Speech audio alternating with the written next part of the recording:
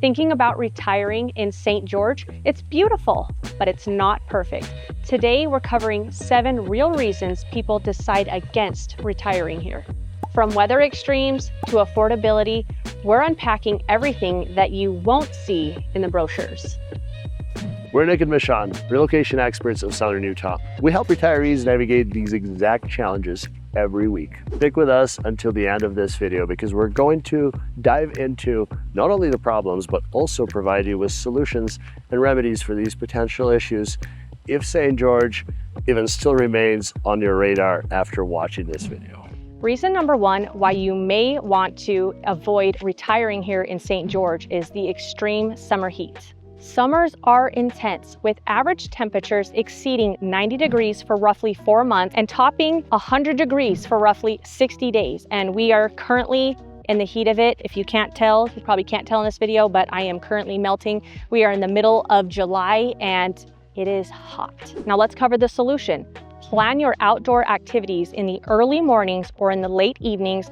Maybe explore higher elevation neighborhoods and definitely invest in a high quality air conditioning system. Another great thing to consider, as we just learned from somebody that moved here recently, is if you have a relocation budget that may allow a modest home plus a second home, surrounding areas at slightly higher elevations are much more bearable in the dead of the summer.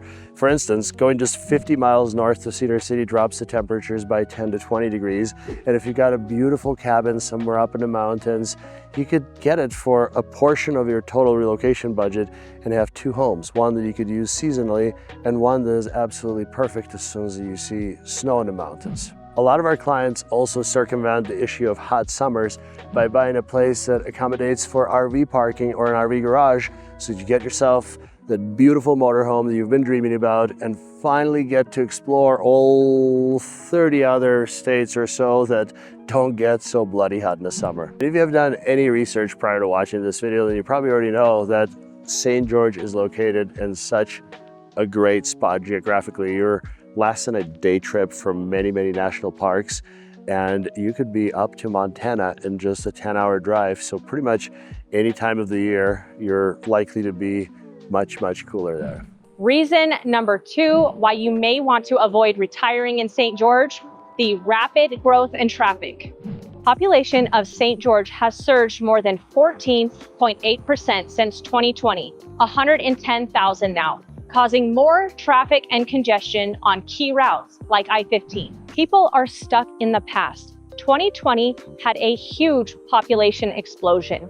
We are not some tiny little place anymore. Here are some practical solutions that have worked for us living here as well as our clients. So obviously, avoid driving during peak hours. Get to know all the back roads so that you can avoid the traffic and congestion. Consider living in areas that is close to everything. Whenever you're ready to schedule your consultation with us, think about the areas that you drive to on a daily or weekly basis so that we can find the right neighborhood for you with minimal commute. And my face is officially melting off at the end of this video with this summer heat. Reason number 3 you may want to reconsider retiring in St. George, Utah is the retirement state income tax. That's right. Utah does have retirement state income tax, and it may be a big deal for some of the retirees. I think it's certainly a big deal for some of our clients that are still actively earning, and if you could move to a state that doesn't have income tax, like a state income tax, you could be saving quite a bit of money. But really, it kind of depends on how you make your retirement income. And let me tell you guys a little bit about what does that tax look like. Utah has a flat rate state income tax of 4.55% that applies to most retirement income, including Social Security benefits. However, Utah offers some tax credits to retirees. Social Security benefits tax credit. Taxpayers who receive Social Security benefits may be able to claim a non-refundable tax credit to offset some of the state income tax owed on those benefits. The retirement tax credit, retirees born before December 31st of 1952 may be eligible for a credit up to $450, so it doesn't offset much. A couple of important things to consider.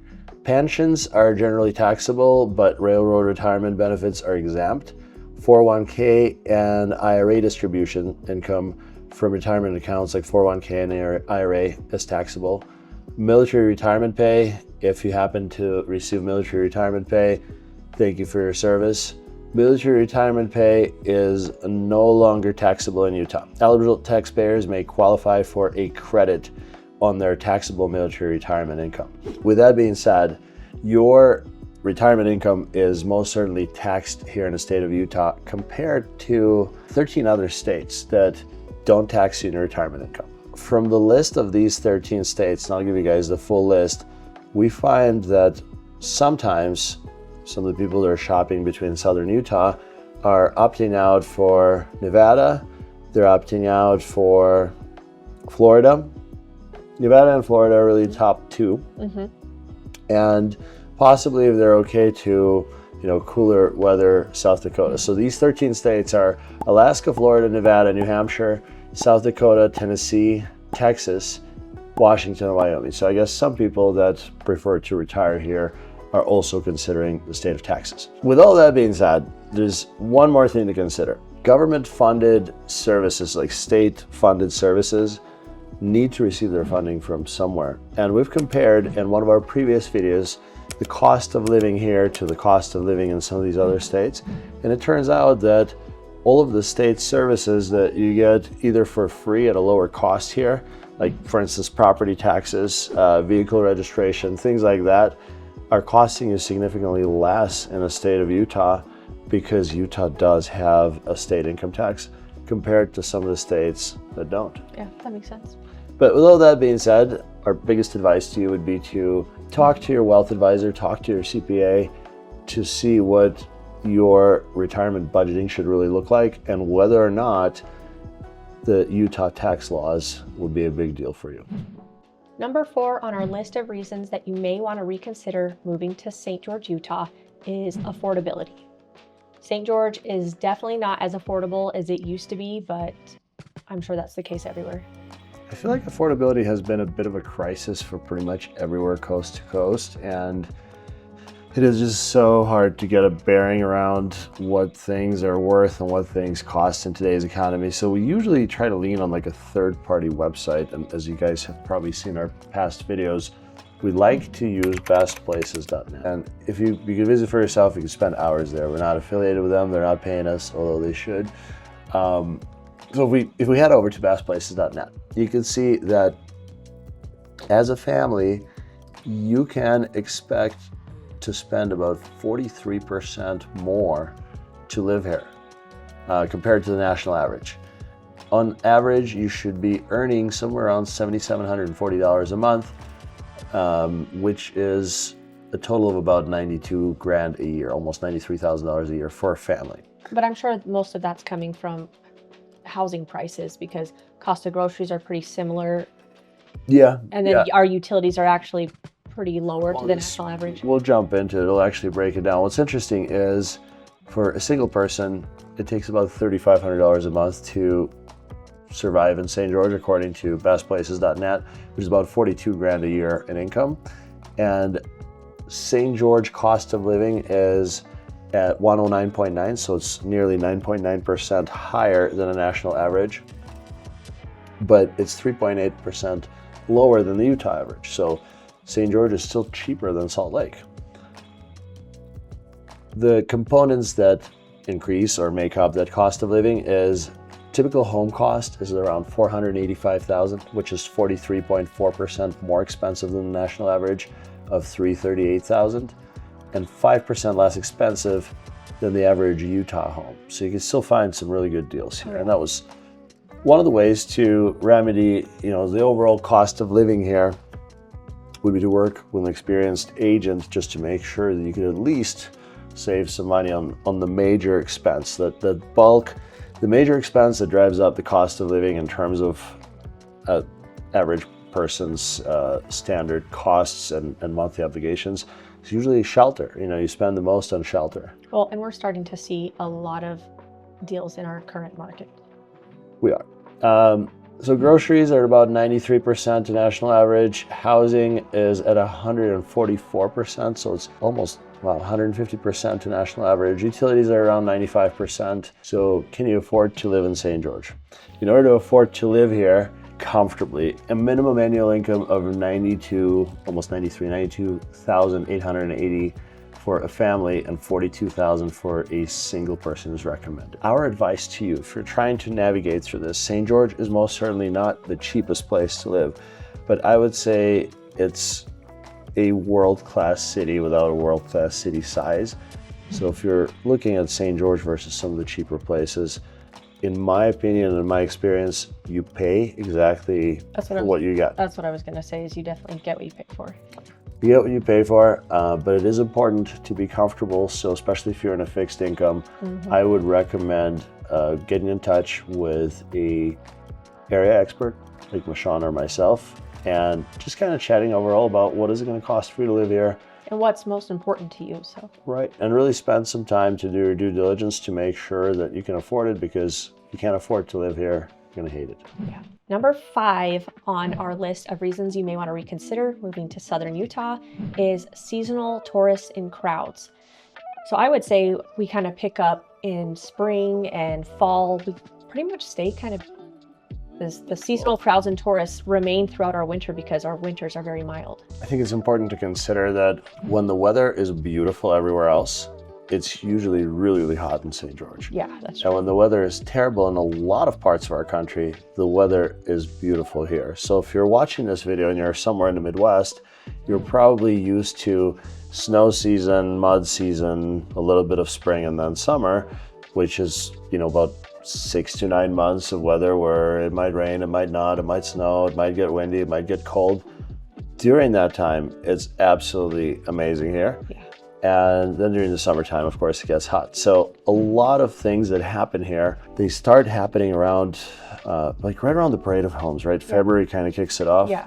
And then we have all the sports. We have the Parade of Homes. So like early June, mid-February to the end of May, we stay pretty busy. The weather's beautiful. We go through about 2.5 to maybe 3 months of pretty hot summer. And I think it's important to note that St. George is not Sedona. St. George is not Moab. St. George is not like one of those cities where it's just completely dead, and then during the tourist season it gets crazy busy. No, it's not quite like that. It doesn't feel like the population just completely explodes or doubles. Well, and it doesn't get too crazy. Like, you're going to have longer wait times at the restaurants. There's going to be more traffic. There's going to be a little bit more crowded on hiking trails at national parks. Like, it's just going to be a little bit busier, but it's not a deal breaker. And all the snowbirds will come here during our winters because a lot of people have second homes here and they want to escape the cold and the snow of where they're coming from to come enjoy southern Utah. It could be a deal breaker for some. I would say as a local, like, it's not a deal breaker when you're first visiting the area, but then as a local, I feel like most locals are welcoming and open to tourism, but as a local, you start to kind of figure out methods to deal with this madness. Well, so instead of going to dinner out at a restaurant during peak hours, our favorite time to go would be considered during the senior hour. So that's actually our favorite time to go, and it's usually not too crowded then, so it's perfect. 5 o'clock. Yeah. So 4:30, 5 o'clock, if you could get out early, you're gonna be the first one to sit down. You're not gonna have to wait in line. And as you sit down and enjoy your dinner, you're gonna see the line at the restaurant that's starting to form, and people are starting to wait for tables.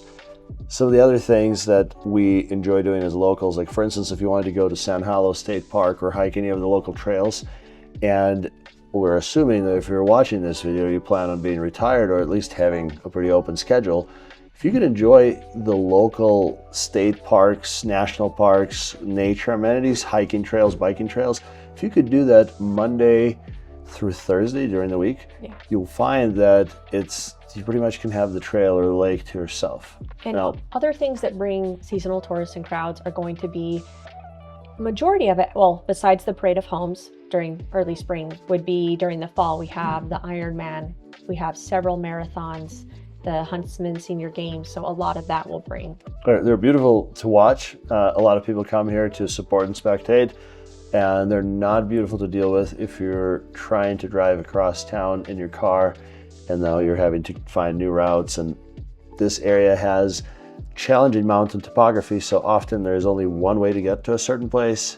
And I know during the last Ironman, we had some challenges with getting around because Not even the local authorities knew what was going on early in the morning when some of the roads opened, and I guess there was some confusion and people were getting pulled over. So it's a growing pain, but expect to experience that here. And our last point on that one is avoidance. You know, if you know that a big event is going on, sometimes either leaving town or planning ahead. If you absolutely can't deal with it. I mean, I feel like there's always detours in it. There's always detours. It is handled well, but if you don't want to deal with it, you could find the calendar ahead of time and maybe even book your travel around those times. Reason number 6 that you may want to consider retiring to St. George is the dust and air quality. We attribute the dust and air quality issues to being surrounded by new construction. It's been exploding here over the last 4 years, I would say since 2020.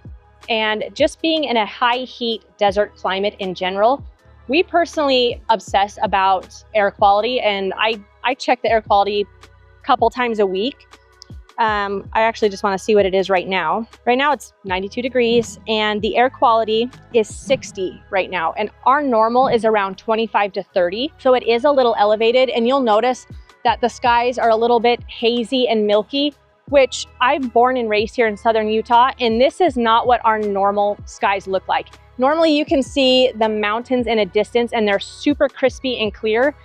And it seems like probably over the last several years, more so heavily in like the last 2 years, it's been getting more hazy and milky. Some of this is attributed, we just had a fire that they're still trying to completely put out just to the north on Pine Valley Mountain. But it's not as bad as you're gonna see in Salt Lake City or Las Vegas or LA. Our air quality is still pretty good. I compare to all the surrounding cities, and we just took an RV trip to Wisconsin, and I was like, pretty hazy here. Like, this is not normal for this area. So I wanted to compare on our drive all the other cities and states that we were going through, and every state and city that we went through was experiencing the same. They were all very milky and hazy. I'm curious if you could drop a comment below where you live and if you're experiencing the same and what your air quality is like. And what are your thoughts and why do you think that's happening? We have a few ideas of our own, but we're curious to see what you think. Some of the solutions that have worked for us personally and our clients are investing in a quality air purifier. I personally find that indoor plants like snake plant, they are some of the best indoor air purifiers. Check the daily air quality and plan your outdoor activities accordingly. If you happen to rely on public transit currently, St. George, Utah might not be the best place for you to retire.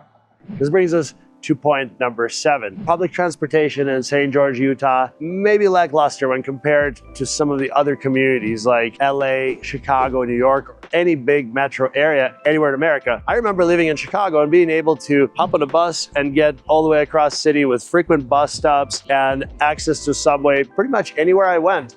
In fact, if you live in the city of Chicago, owning a car is an inconvenience because having a place with a garage is expensive. And if you don't happen to have a garage, and those of you that live in the Midwest can probably relate to it, in the wintertime, you put the chairs, the outdoor chairs, into the parking spot that you have cleared for yourself, and you come back to find that somebody else parked there. So using public transit makes sense. However, if you happen to retire in Southern Utah, you may find yourself with a very limited bus route that goes only from one end of the city to the other. And if you happen to go somewhere else, you may be stuck finding other ways to get there. One of the worst mistakes that you could make if you happen to rely on public transit and you either don't like driving, can't drive, or you feel like you may no longer be driving soon, the biggest mistake that you could make is buying a home in a community that's really far away from everything you do. As Michonne mentioned in one of the earlier points, talking to us ahead of time, just think about it before we schedule a call. Prepare yourself and think about the places that you typically visit during your typical day, during your typical week. Medical appointments, groceries, any other errands that you do. And by working with an expert realtors that know this area, you can typically set yourself up in such a way that things are either in a walking distance or you could have just a short commute. Because if you're trying to go to other places, other cities, or trying to get to an international airport, St. George Shuttle, these folks behind me, have direct shuttles from St. George to Las Vegas, St. George to Phoenix, St. George to, I believe, LA, and St. George to Salt Lake City. So you could come here, you could get on the shuttle. They have an option to pick you up right from your home and drop you off at your home. and their services are pretty affordable. I will link them in the description below. Of course, if you've got a little bit more money to spend on transportation, options like Uber and Lyft are also available. And St. George Shuttle also offers limo and taxi transportation. We help retirees find the right fit right here in St. George, Utah. If you're curious about St. George or any other options, just give us a call or send us an email and we'll help you make the right move. If you're curious about this gong this entire time you've been watching this scene, yes, it does sound very interesting.